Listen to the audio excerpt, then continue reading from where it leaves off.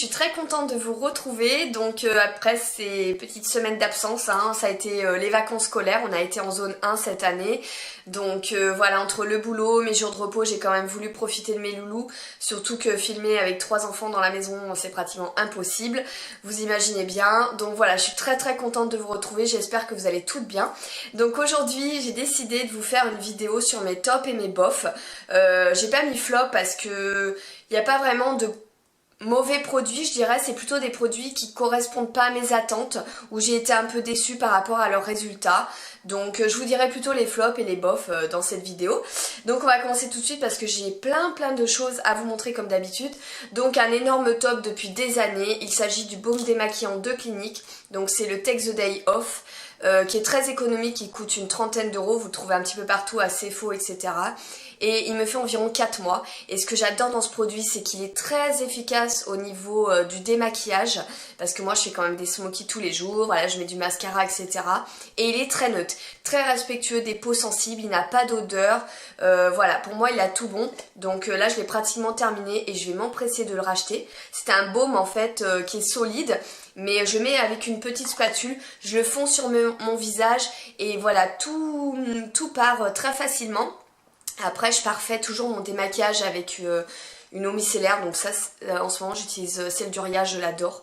Voilà, et vraiment voilà, il est super efficace, j'adore ce produit et je vous dis je l'achète depuis des années. Mais comme j'aime bien tester des produits, j'ai quand même voulu tenter celui d'Elemis. Voilà, que j'ai acheté sur le site d'Assos. Et ce qui est super, c'est qu'il existe en petit format. Donc je crois qu'il coûtait 12 euros. C'est la première fois que je commandais sur Assos, j'en étais pleinement satisfaite. Je me demande même s'il y avait des frais de port. Ou alors il n'y avait vraiment pas beaucoup, je l'ai reçu rapidement. Et celui-ci, donc c'est le Pro Collagen Cleansing Balm. Donc ça se présente sous la même forme que le Clinique. C'est toujours un baume un petit peu moins solide que l'autre quand même. Mais alors pour moi c'est un bof. Parce qu'il est un petit peu moins efficace au niveau du démaquillage. Et en plus, il sent, comment dire, les pines de pin ou tout ce qui est un peu aromatique. Mais ça sent vraiment très fort. Très fort. Trop fort pour moi. Donc quand je me mets ça sur le visage, j'ai l'impression que ça va me faire une réaction cutanée. J'ai la peau très réactive en fait. Et je suis très sensible aux odeurs. Et dès que je me mets ça sur les yeux, puisque voilà, moi, mon baume, je le mets partout. Limite ça fait un effet tellement frais, mais frais dans le mauvais sens en fait. J'ai l'impression que mes yeux vont rougir, vont gonfler, c'est trop puissant. Donc voilà. C'est pas un mauvais produit, mais en tout cas pour moi qui ai la peau trop sensible et réactive, c'est pas bon. Maintenant si vous avez la peau qui craint pas, ben vous aimerez ce produit, mais je préfère rester sur des trucs très neutres ou vraiment très peu parfumés, très subtils, parce que ça me prend trop au nez en fait. Ensuite je vais vous parler sérum, donc j'en ai testé plein, des huiles, des sérums, etc. en para, en grande surface, en parfumerie, et vraiment mon coup de cœur, mais vraiment mon coup de cœur, que je vais m'empresser de racheter également parce que je vais pratiquement terminer, c'est l'essence merveilleuse de Sanoflore, donc qui est un produit bio. Voilà, très bonne composition, donc dedans il y a des huiles essentielles bio et en plus il est antioxydant. Donc celui-là je l'adore, je le mets le soir, en plus c'est sous forme de pipette donc c'est très pratique à doser. Il a une fonction anti-âge, il est pour les peaux déshydratées donc voilà, c'est tout à fait mon cas, sensible, déshydraté et mixte. C'est une huile qui est sèche donc qui va pénétrer très rapidement dans la peau, elle va m'hydrater juste comme il faut et le lendemain j'aurai la peau vraiment rayonnante, apaisée, hydratée comme il faut, voilà. Il est parfait. Et voilà, après je mets ma crème de nuit, donc ça change rien, mais vraiment c'est mon gros coup de cœur, je crois que j'en changerai plus. Là ils ont sorti la nuit des reines que je suis en train de tester, elle va apporter plus de l'éclat, elle va être un peu anti-tache, éclat, mais je pense que voilà, là je suis plus près j'ai du mal à dire, plus près de la quarantaine maintenant, donc ouais j'ai vraiment du mal à m'en rendre compte, mais voilà, j'ai quand même besoin de propriétés anti-âge. Et voilà, et en plus comme il est pour les peaux déshydratées, il est parfait pour moi. Ensuite, alors là un flop également, il y a beaucoup de gens qui aiment cette crème, mais moi c'est pareil, ça va être à cause de l'odeur. Donc voilà, un bof, un flop, enfin voilà, prenez-le comme vous voulez.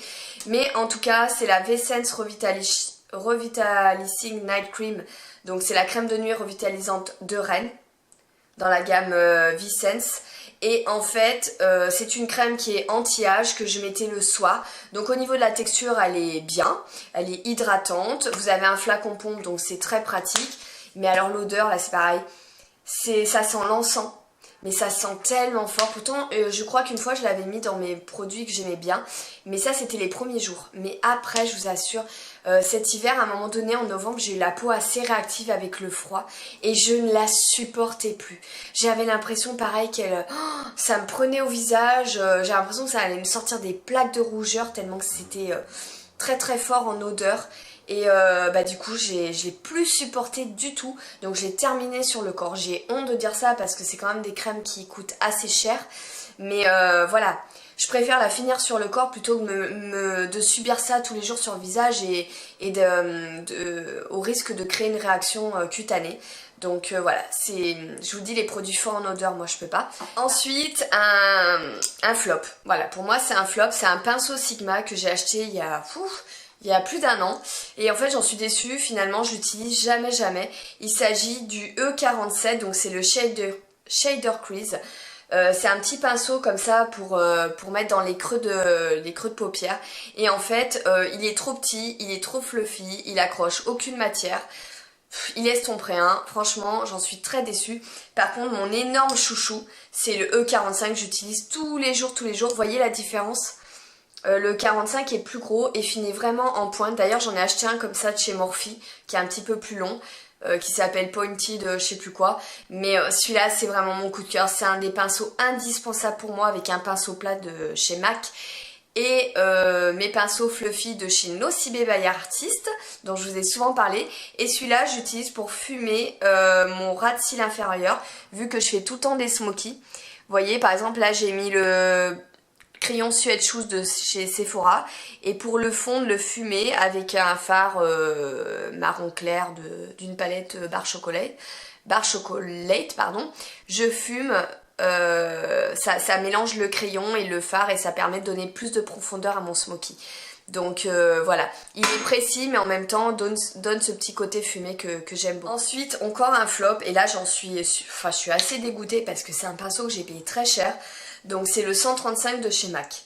Voilà, peut-être certaines d'entre vous l'adorent, mais en tout cas moi ça va pas du tout. C'est un pinceau de cette forme là, donc je m'étais dit pour le contouring il peut être sympa. Mais en fait il est trop souple. Donc il accroche pas suffisamment les matières quand je mets du bronzer. Voilà, je veux pas non plus, quand il est trop dense ça vous fait des marques, mais quand il est trop souple, du coup c'est comme si je mettais rien limite. Et voilà. La forme est très très bien, j'ai rien contre cette forme. D'ailleurs j'en ai deux de cette forme et ils fonctionnent très bien. C'est le Bobbi Brown, donc le pinceau blush. Vous voyez, lui il a une densité qui est moyenne. Donc celui-là j'utilise au quotidien depuis des années. Et j'ai le petit Louision qui existe aussi en long. Donc c'est le LY06S. S donc ça veut dire short. Et celui-là c'est pareil, il a une très très bonne densité pour faire les contourings. Mais franchement celui-là je l'ai payé une quarantaine d'euros, je suis dégoûtée. Sur moi il fonctionne pas du tout. J'obtiens pas le résultat que je souhaiterais avoir avec celui-ci. Donc pour moi c'est un flop, parce que voilà, à ce prix là c'est carrément un flop quoi. Et je voulais également vous montrer mes pinceaux Zoeva. Je vous les avais déjà montrés dans la vidéo précédente, mais en fait j'ai deux nouveaux qu'il fallait absolument que je vous présente. Donc vous savez, mon pinceau biseauté pour le blush c'est celui que j'utilise tout le temps, donc c'est le 127. De toute façon pour les blushs j'ai essayé d'autres formes de pinceaux et j'en reviens toujours à un pinceau biseauté. Voilà, pour moi l'application elle est vraiment confortable. On obtient un résultat très joli, assez naturel, et la densité de ces pinceaux sont vraiment voilà, des meilleurs. Donc j'ai acheté la version rose gold parce que je le trouvais super beau, et ceux-ci j'utilise pour mes blushs rosés et ceux-ci pour tout ce qui est blush marronné, orangé, etc. Donc voilà, j'en voulais deux et je trouve que la gamme rose golden là comme ça est vraiment sublime. En plus en termes de qualité-prix c'est tout à fait correct. Ensuite j'ai le 101 que j'utilise tout le temps pour faire mon contouring. Donc j'utilise un pinceau plus précis pour au début marquer le creux de ma joue, et ensuite pour mettre ma poudre bronzante j'utilise celui-ci et je l'adore. Et je me suis acheté un tout nouveau donc sur The Beautist. C'est un tout nouveau qui est sorti là récemment. Donc c'est le Luxe Powder Buffer, le numéro 88. Donc c'est un gros pinceau comme ça, légèrement biseauté. Pour la poudre, bon là ils sont sales puisque je m'en suis servi ce matin. Pour les poudres libres, pour les compacts, mais moi j'utilise beaucoup les libres. En ce moment j'utilise énormément, toujours ma poudre libre de chez Chanel en 40 doré. Il est top, top, top. Il est d'une douceur incroyable. Il a la bonne densité, la bonne largeur. Il est génial, voilà, pour faire les ailes du nez, le front, le menton, pour descendre dans le cou. Du fait qu'il soit assez gros, bah du coup l'application elle va être rapide et vraiment énorme coup de cœur. Donc il n'était pas donné non plus, je crois que j'ai payé une trentaine d'euros ou 29 euros. Mais franchement, si vous cherchez un super pinceau poudre, foncez sur celui-ci. Il peut même être utilisé pour le contouring si vous prenez la pointe de ce pinceau. Vous voyez, vous pouvez également faire du contouring. Donc c'est un énorme coup de cœur. Alors ensuite, là c'est des flops encore. Ouais, c'est encore des flops. Donc mes tops, ce sont toujours mes éponges Beauty Blender. J'utilise tous les jours pour le fond de teint. D'ailleurs, je me suis acheté la noire il y a quelques semaines. En fait, on disait que la noire, elle était un petit peu plus grosse que la rose. Donc là, je les ai humidifiées. Et vous voyez, effectivement, elle est un petit peu plus grosse que la rose. Voyez. Et ce qui est bien, c'est que comme elle est foncée, bah du coup, elle se nettoie beaucoup plus facilement.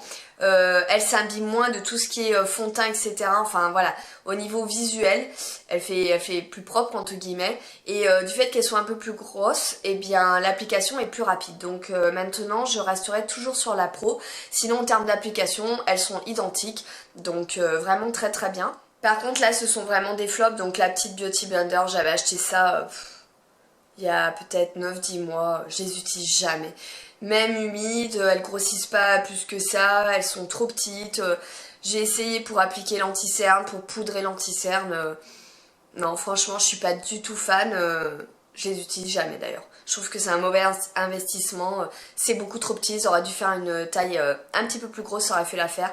Mais là, la taille, elle me glisse des mains, elle se barre. Enfin, c'est vraiment un flop quoi. Et alors, ces deux éponges-là que j'ai achetées récemment sur chez Sephora, c'est simple, je les ai utilisées une fois, j'ai laissé tomber. Je les ai mis direct dans un tiroir, je les utiliserai jamais plus.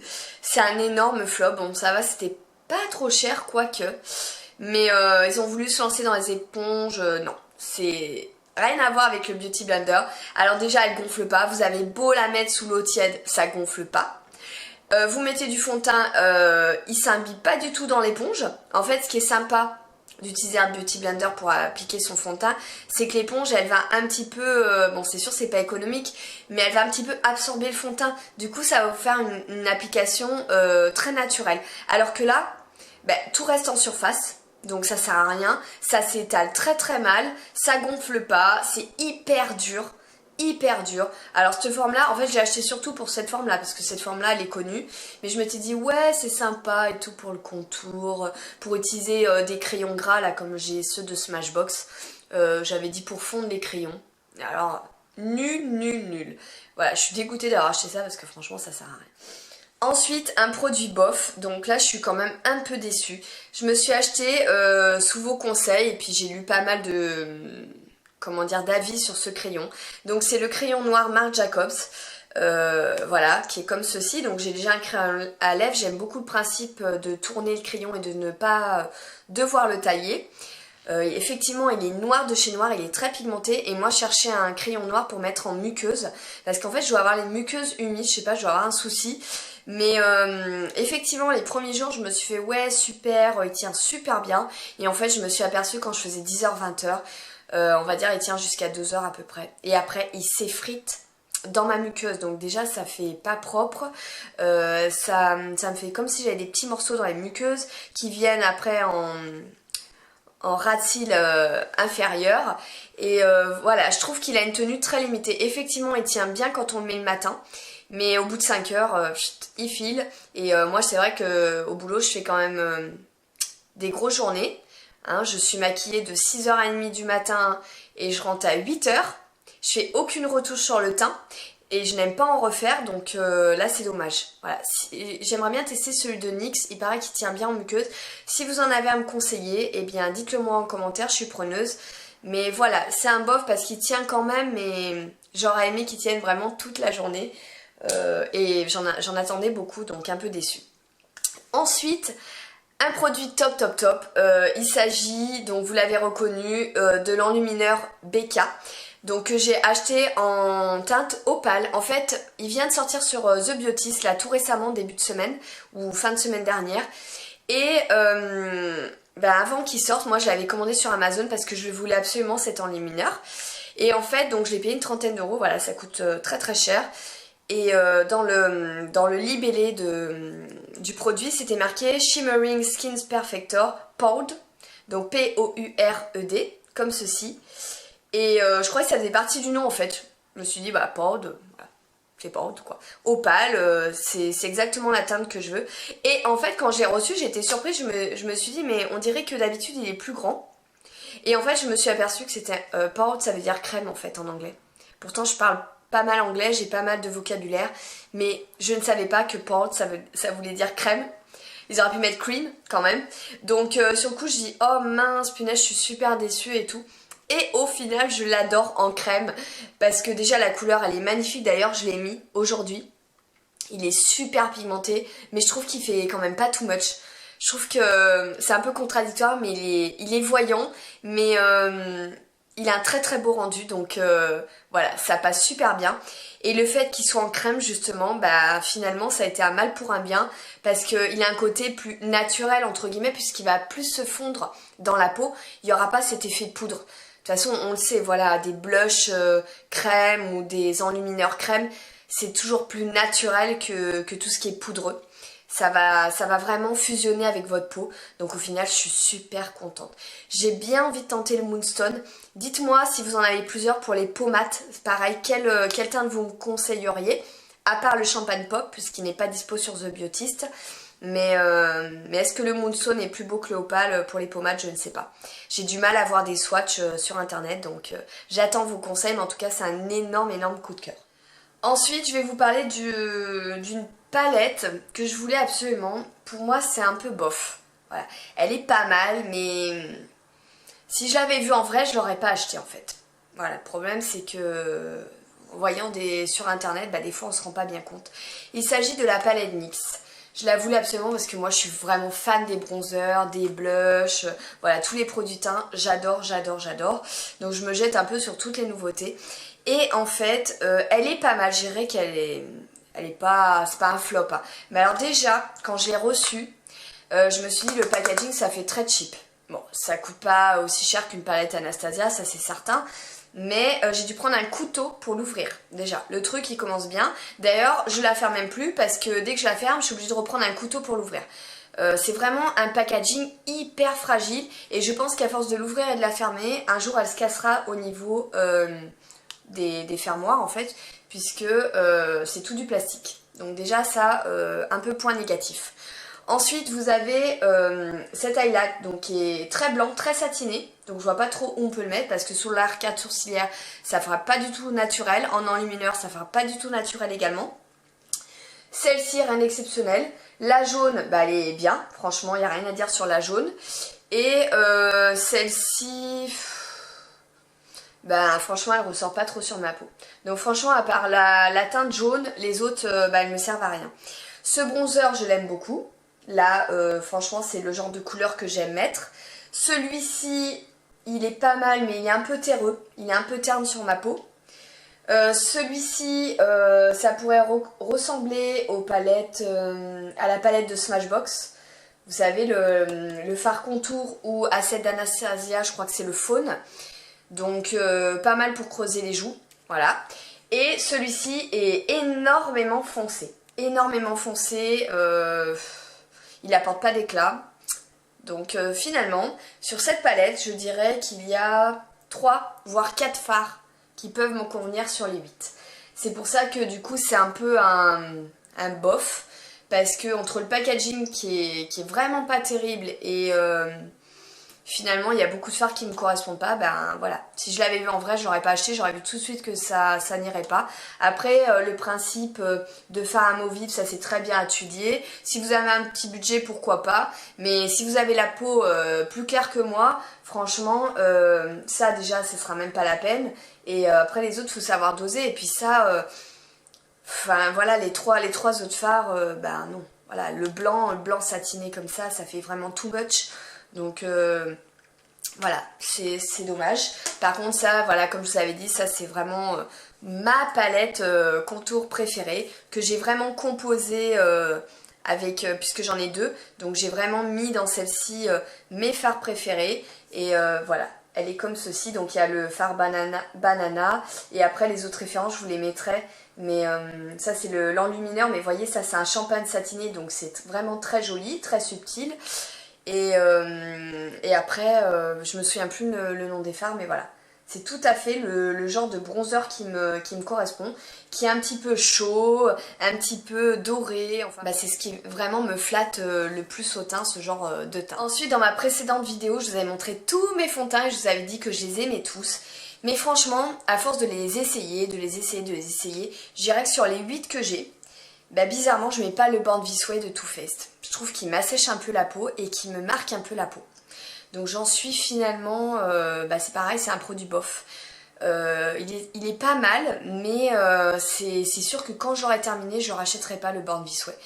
Moi qui ai, comme je vous dis, la peau déshydratée, qui est des ridules de déshydratation, bah, il marque vachement. Le matin il est super beau, par contre en fin de journée c'est plus possible. Mais bon, au final, je vous en ai sélectionné 4 et ceux-là, je les utilise au quotidien. Donc l'accord parfait de L'Oréal, c'est un énorme coup de cœur. Que ce soit l'ancienne version, la nouvelle version, je l'adore.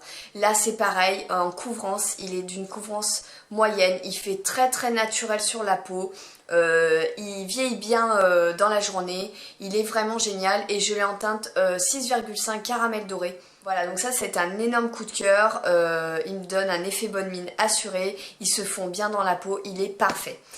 D'ailleurs elle porte bien son nom, Accord Parfait. Ensuite mon deuxième coup de cœur c'est vraiment le Dream Satin Fluide de Gemay, que j'ai en teinte beige ensoleillé, donc c'est le 48 avec un SPF 20. Pareil, c'est un fond de teint fondant, perfecteur de teint, essence de satin.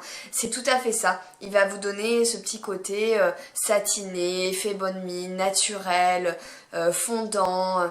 Il va bien vieillir dans la journée. En fait, ce sont des fonds de teint qui font un peu comme un soin, un peu comme un effet hydratant, sérum, vous voyez. Donc j'aime beaucoup ces textures-là, j'adore. Pas du tout asséchant, pas du tout effet plâtre, très très naturel. Ensuite, mon troisième gros chouchou, c'est le Smashbox, pardon. Donc c'est le Camera Ready Baby Whiter SPF 30 bébé eau de teint.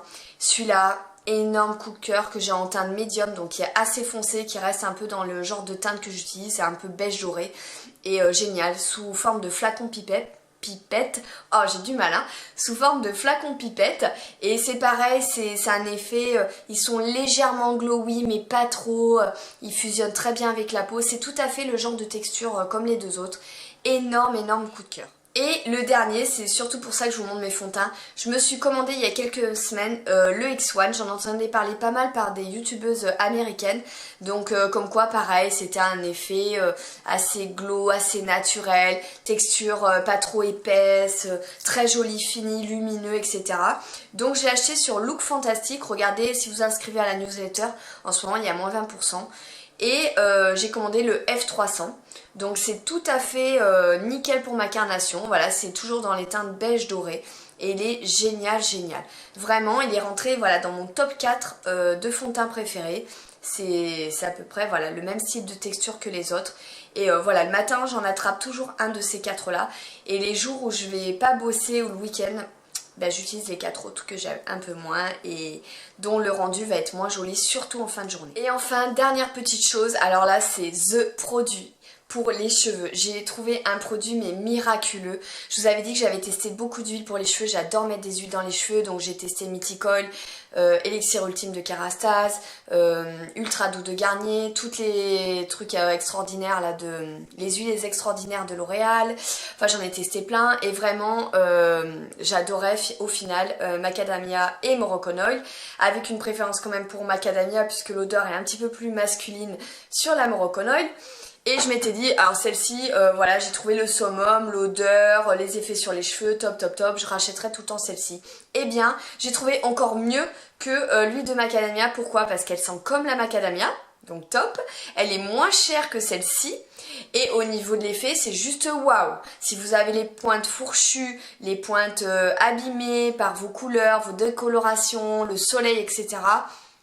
Mais je vais vous montrer le produit. Le produit qu'il vous faut, mais je vous assure, c'est celui-ci. C'est l'huile, donc macadamia de chez Dove, dans la gamme Pure Care Dry Oil. Alors, mais ce produit, mais mon Dieu quoi. Je l'ai acheté sur Amazon pour, il me semble, moins de 20 euros, une vingtaine d'euros, je ne sais plus. Mais incroyable, incroyable. Donc je vous dis, elle sent super bon la macadamia. Elle est moins chère. Elle a un effet sur les cheveux de dingue. Elle n'est pas grasse. Elle vous répare les cheveux. Elle les laisse souples. Elle les laisse brillants. D'ailleurs, je pense que ça se voit. Bon, même si j'ai fait mon lisseur à la va-vite, ils sont ni frisés ni raides. Mais vous voyez, les cheveux sont très beaux, sont brillants, sont pas du tout abîmés. Elle fait vraiment des miracles sur les pointes et sur les longueurs.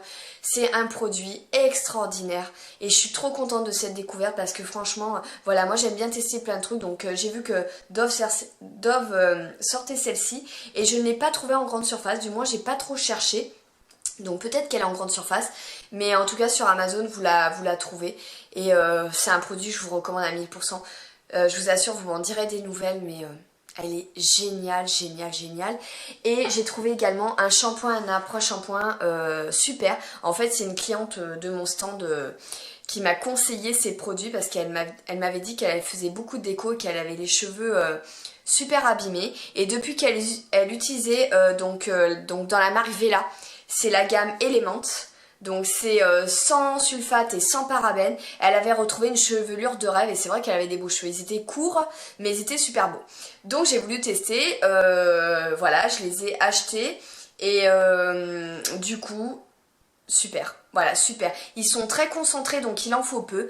Et franchement, ce qui m'a vraiment bluffé dans ces produits, c'est qu'ils vous laissent vraiment les cheveux hyper légers. Il n'y a aucun effet de lourdeur, même avec l'après-shampoing. Voilà, souple, brillant, facile à coiffer, facile à démêler. Donc c'est une super gamme de...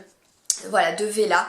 Et j'avais jamais testé les produits Vela. Je voulais tester la gamme orange. Je crois que c'est pour les cheveux déshydratés. Mais en tout cas, celle-ci, si vous avez les cheveux sensibilisés, fourchus, abîmés, c'est vraiment fait pour les cheveux d'ailleurs sensibilisés. Voilà, ça rend à la chevelure une souplesse naturelle et ça c'est tout à fait le cas. Et ça régénère en plus l'hydratation. Donc vraiment, je vous conseille ces produits si vous avez les cheveux... vraiment voilà, fatiguée, abîmée, parce que franchement j'espère que vous en serez aussi bluffé que moi, j'ai adoré. Donc entre ce shampoing, cet après-shampoing et l'huile donc de Dove, voilà, mes cheveux se portent super bien en ce moment. Je trouve qu'ils poussent d'ailleurs plus vite. Pourquoi? Parce qu'ils sont en meilleure santé tout simplement. Donc voilà, ce sont des gros coups de cœur que je tenais à vous faire partager. Donc voilà, je vais vous laisser, j'ai l'impression que j'ai beaucoup parlé dans cette vidéo, j'espère que vous n'êtes pas trop saoulés. Et voilà, bah écoutez, moi je vous retrouve avec plaisir semaine prochaine avec un méga haul. En attendant, je vous fais des gros bisous et je vous dis à très vite, bye bye.